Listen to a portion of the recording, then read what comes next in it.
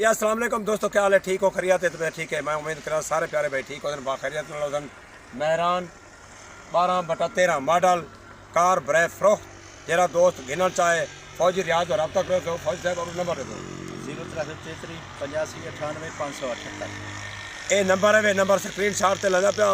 फौजी रियाज चाहते तो रब्ता करे तो जरा दोस्त गिनना चाहे, जरा शौकीन हजरात गिनना चाहे कार मौजूद है।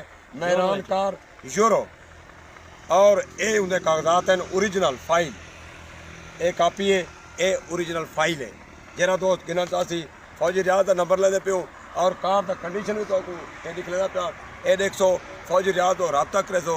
जरा दोस्त शौकीन हजरात गिना चाहसी इधर रब्ता करे सो तो आपको कार मिले सी बाहर आए। लव यू, ठीक है, बैक रेस्पेक्ट।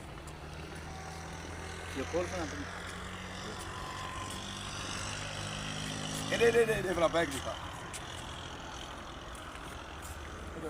ये साइड ही दिखा। अच्छा, एक वो सलाह भी मरे ने वो ये भी दिखे ना बुलेट।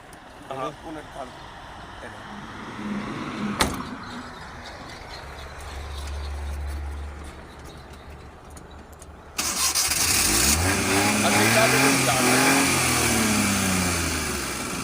अच्छा दोस्तों, वालदा को अंदर द कंडीशन